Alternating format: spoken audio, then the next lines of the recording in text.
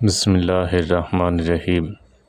حضرت علی رضی اللہ تعالیٰ عنہ سے روایت ہے، نبی کریم صلی اللہ علیہ وسلم نے فرمایا، علی 3 چیزوں میں دیر نہ کرنا: نماز جب اس کا وقت ہو جائے، جنازہ کو جب وہ آ جائے، بیوہ عورت کے نکاح کو جب تمہیں اس کا کوئی ہم سفر مل جائے۔ حضرت ابو عمر شیبانی رضی اللہ تعالیٰ عنہ سے روایت ہے، ایک شخص نے ابن مسعود رضی اللہ تعالیٰ عنہ سے پوچھا، کون سا عمل سب سے اچھا ہے؟ انہوں نے بتلایا کہ میں نے اس بارے میں نبی کریم صلی اللہ علیہ وسلم سے پوچھا۔ آپ صلی اللہ علیہ وسلم نے فرمایا، نماز کے اس کو وقت پر پڑھنا۔ میں نے عرض کیا، اور کیا ہے اللہ کے رسول؟ آپ صلی اللہ علیہ وسلم نے فرمایا، والدین کے ساتھ حسن سلوک کرنا۔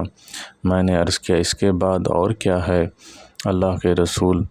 آپ صلی اللہ علیہ وسلم نے فرمایا، اللہ کی راہ میں جہاد کرنا۔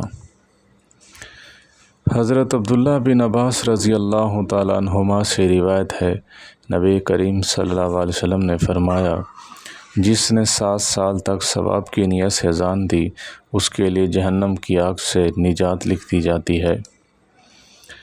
حضرت زید بن حارث سدئی رضی اللہ تعالیٰ عنہ کہتے ہیں، رسول اللہ صلی اللہ علیہ وسلم نے مجھے فجر کی اذان دینے کا حکم دیا اور میں نے اذان دی۔ پھر حضرت بلال رضی اللہ تعالیٰ عنہ نے اقامت کہنی چاہی تو آپ صلی اللہ علیہ وسلم نے منع فرمایا۔ آپ صلی اللہ علیہ وسلم نے فرمایا، قبیلہ صدا کے ایک شخص نے اذان دی ہے اور جس نے اذان دی ہے وہی اقامت کہے۔ اللہ تعالی ہم سب کو عمل کرنے کی توفیق عطا فرمائے۔ وآخر دعوانا الحمد للہ رب العالمین۔